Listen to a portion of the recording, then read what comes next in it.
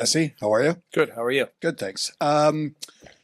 You were quoted this morning as saying that with this team, you want to win the World Cup. With the Gold Cup, what are your realistic expectations for this team?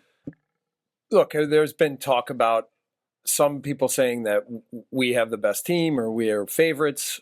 None of that really matters right now. You know, right? What matters right now is our focus on this match against Honduras. And I think if we were to look back at all of our matches since we've been together, I think why we've had some successes are because our concentration and focus and detail to what each opponent required, what each tournament required, moment required, match plan, all those things has been really good.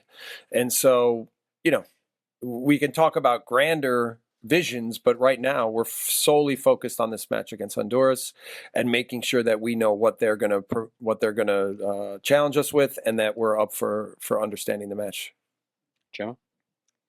Jonathan, can you talk to us about what this tournament means to you as a player who's looking forward to next summer? It's a preparation for what's to be next summer. I think we tried to get as many of the guys in as possible to have a full squad and to use these games, even if it's a tournament, you know, we want to win, to use these games as a preparation, how to get better and to understand exactly what we need to do and where we need to be come next summer.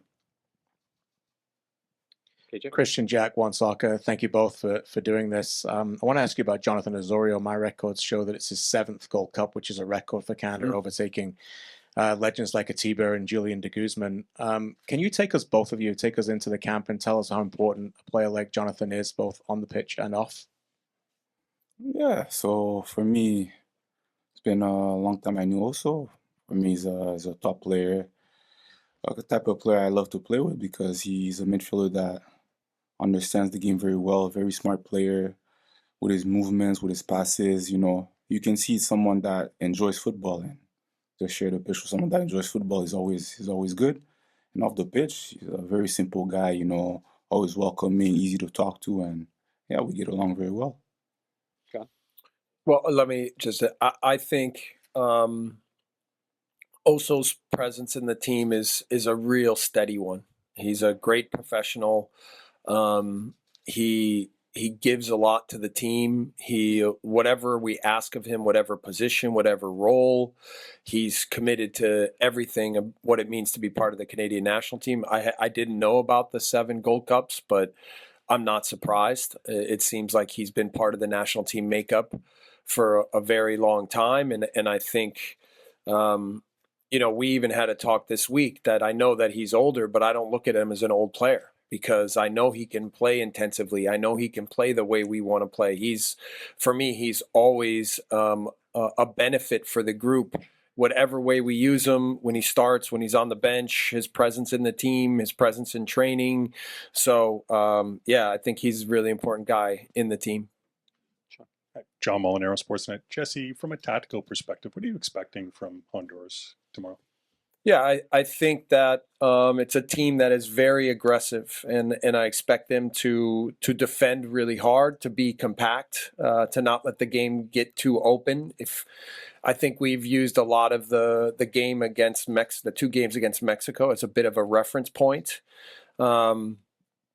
And what you saw is in November that they didn't give Mexico a lot of space. They made it difficult on them. They were very physical, especially along their back line, and that they were very dangerous on the counter. I think it's possible that they choose to press us a little bit from the beginning, but I think that they will be very stingy defensively and be looking to get us on the counter, and then they'll be dangerous on set pieces. Harjeet, Canadian Soccer Daily. The questions for both Jesse and Jonathan. You come into this tournament as favorites, so how do you view upon that, and what would it mean to win a major tournament for the first time in 25 years?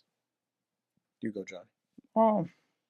So for me, I don't think we come in as favorites. I think to be favorites in a tournament, then you have to be the one that maybe won it the most times.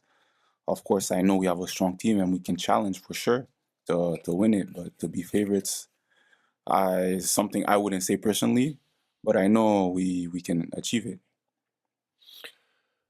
I think that over the last years, the expectations for this team have grown.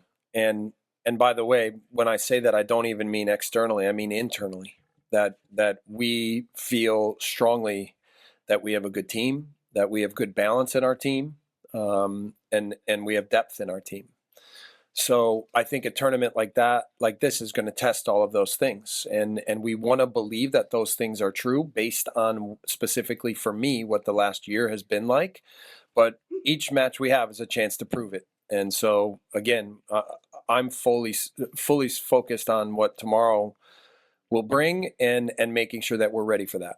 Simon Fight Soccer Talk, Vancouver. You touched on Honduras and what you'd seen against Mexico, but I was interested in knowing if you saw anything different or interesting from their 2 World Cup qualifiers they just had against Cayman Islands and Antigua.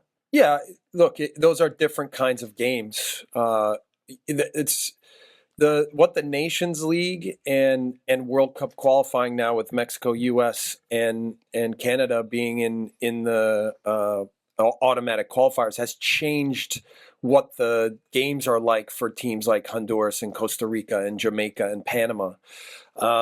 So they're playing in more matches now against Caribbean nations that they're better than, clearly, and now how they manage those games.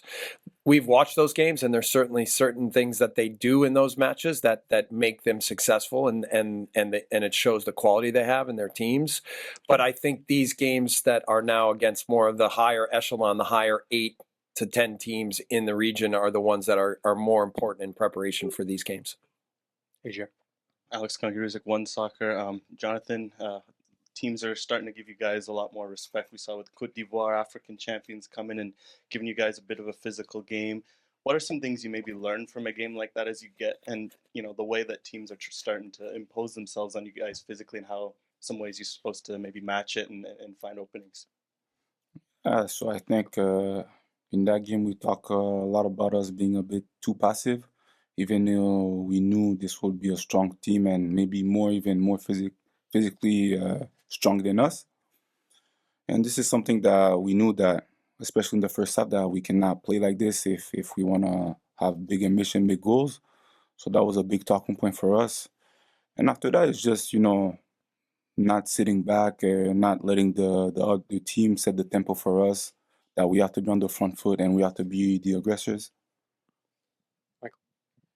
Jonathan, Michael McCall, AFTN. As a player, you don't get a chance to be together at national team level for 5-6 weeks very often.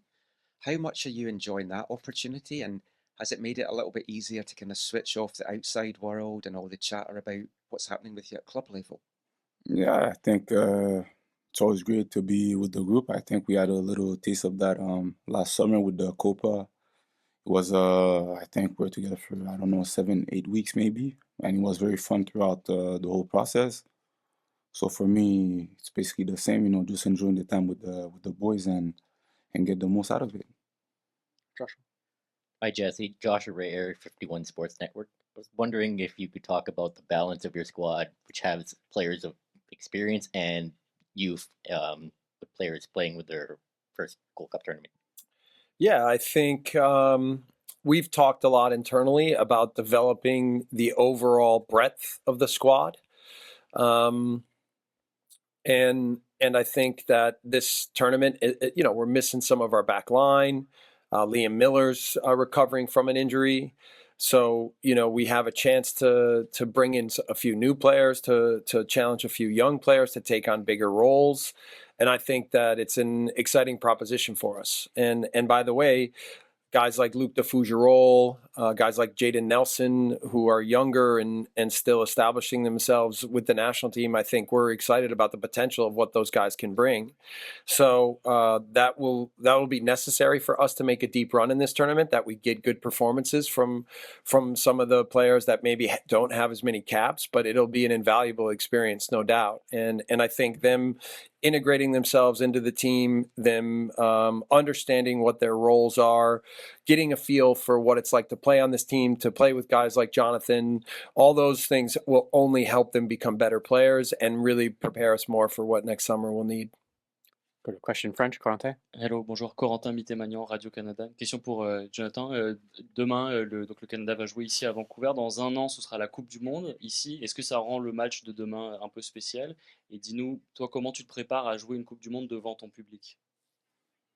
Ouais, pour nous, c'est très important. Je pense que le fait d'avoir la Coupe du Monde ici et de jouer la Coupe du Monde ici, ça va être quelque chose de spécial pour nous. Et je pense que c'est juste un petit preview, on va dire, de ce que la Coupe du Monde va être l'année prochaine. Alors, je pense que ce serait bien se préparer pour ça et faire un bon match pour avoir cette confiance qu'à chaque fois qu'on vient de jouer ici, que c'est pour gagner. Ben? Jonathan, question for you. You're going to have likely a few different strike partners at this tournament. Promise David, Kyle Aaron, Daniel Osei, Daniel Jefferson. You know it. How do you adapt your game to fit other strike partnerships, considering how much you played with Aaron?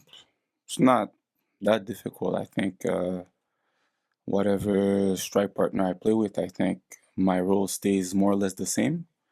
It's mostly about the connections we have together, or the understanding of our movements, and to make sure that we're not getting in each other's spaces, and to have that balance, really. Other than that, everything's pretty easy. KJ? Jonathan Christian again. Captaining your country in a continental competition is obviously significant and a great achievement, so congratulations on that. Can you tell us what that was like when Jesse told you that you were going to be skipper, and what do you enjoy about being captain? Thank you.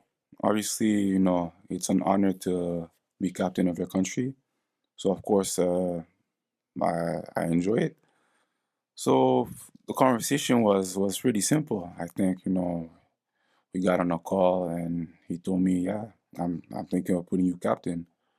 At first, it was my maybe humble answer. I told him I think there was a couple guys ahead of me.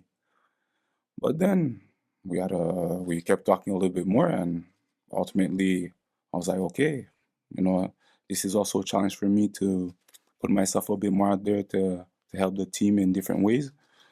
So I see it as a challenge, and I'm ready for it. Josh?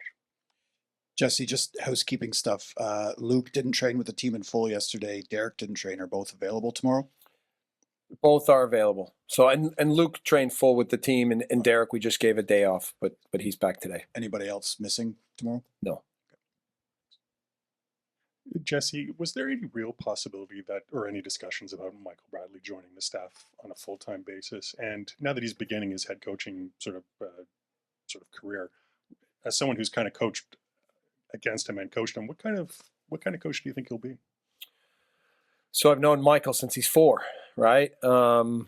And no, it wasn't about him being a full member of the coaching staff. We've just, we've rotated a lot of Canadian coaches. So we even have James Merriman here with us for a few days this week.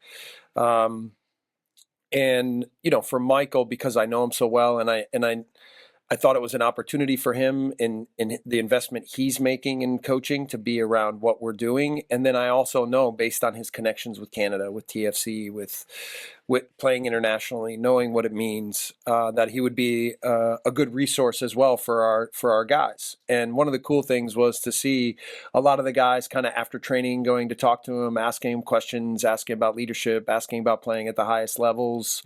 And I think Michael gives a lot of really careful insight to what his life has been like, what his career has been like. And I think he's going to be a great coach. Clearly it's in his blood. And he's a smart, analytical person who has always thought carefully about football, both as a player and more from a 30,000-foot perspective. So I'm excited to watch his teams. He seems to be excited about the things that he's learning about what the system that we've created here is, and how he can apply it to the things that he wants his teams to be about. So yeah, it was great. Jonathan, there's 2 young Whitecaps players that are trying to carve out their role and really fit in with the team. What have you seen from Ali and Jaden when you're training with them, when you're playing with them, and how have they fit in with the team? I think they fit in very well. I think it's not their first camp, so I think they know the guys. So for them, adaptation and getting to know everyone is not really a problem.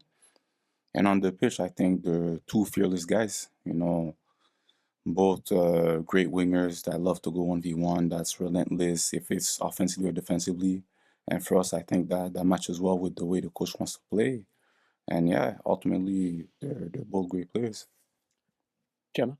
Jonathan, yet another one for you. Sorry. I want to build a little bit on the question about you being captain. How would you characterize yourself as a captain? Are you one of the vocal guys or one of the lead by example guys? And what does taking on this role with the national team do for you as you continue to build your own personal career? Yeah, so I'm trying to remember the question. What kind of captain are you? Yeah, so I would say I'm the type that leads by example. I'm often a more chilled, laid back guy that just loves to play, loves to work hard on the pitch. So I think people can feed off that. And yeah, so the challenges for me is about being more vocal, about saying more to the team and not be shy to speak my mind, even if it's wrong, you know, and also to be open to have those conversations with teammates and not to be afraid. Simon, and we'll finish with Alex. Guys, with the tournament starting and there's some interesting results in games, Jesse, I was interested in knowing how you might incorporate when you speak to the players before tomorrow night's game, what you saw with Mexico and the way Dominican Republic really pressed them, and then real entertainment between Costa Rica and Suriname. What kind of tone that has already set here, and what you have to now anticipate yourselves with your own campaign in this tournament. That's funny. This is what Johnny and I were talking about as we were walking over here from the pitch, is the expectation for this tournament and the types of opponents that you see. And, you know, even this talk, I love that Johnny says, look, how can we be considered the favorites when we haven't won this in 25 years, right? That we have a lot to prove still to ourselves more than anything. And what it will be really important is, just like last summer, we talked very carefully about the expectation of what the opponents were going to bring to us, how hard the games were going to be, how important it was that we remain disciplined and focused on exactly what we thought we needed to do to be good in matches. None of that changes, right? And in some ways, it's a more important reminder because it's easy to respect Argentina when you're playing Argentina, but the attention to detail can drop when you play some of the CONCACAF region teams. And we have to make sure that in no way do we take anything for granted or assume that we are better than anyone. We have to fight for everything on the pitch. That has to be the first thing in our mentality for what this is going to take. And to earn the right to play the football that we think we can play, we have to be up for the challenge, up for the fight, and make sure that we are first when it comes to duels, when it comes to foot races, when it comes to physically being in the match. Jesse, you mentioned bringing James Merriman in from Pacific. You've had the chance to work with Patrice out in Halifax, a couple others across CPL. Just kind of speak the importance of working with Canadian coaches and, you know, that side of it. As you've mentioned being the Canadian national team and Canada's team, but also the coaches side of it. Yeah. No, I mean, for me, it's been an important extension to make as a foreign coach of the Canadian national team to make sure that the commitment to the game in the country and the people that are from the country is at the highest level. Even when recruiting dual nationals, the first thing I talk about is what it means to be Canadian and how that resonates with them and what it means to them. And although I'm not Canadian, I'm learning more every day. And in some ways I have a good perspective because I can learn and see and watch and listen and come up with my version of what that means, and then make sure that we are reinforcing it with everything we do. In terms of having James Merriman, in terms of having David Edgar or Mauro Estacchio or Martin Nash, or we could go down the list, right? I think that each one has come in with something, not just there to watch and learn, but to also give opinions and to give us perspective on what they've been seeing and what they think. There's been a real appreciation, I think, that we've had such open environments and that we're inclusive. And I think in the end, all of this is important in terms of the movement that we're trying to make in this country and the advancements we're trying to make for the sport in this country, the opportunities that we're trying to give people that are Canadian in the sport in this country. I know my main job is, I say this all the time, I'm here to win football matches with this group of people, right? But it means this moment in time for the sport in Canada is a lot more than just how good can we be next summer, although I know that our motivation is how good can we be next summer. We thank Jesse Marsch and Jonathan David for their time. A reminder that you can find the complete press conferences on the CONCACAF Media Platform. Thank you. Thanks.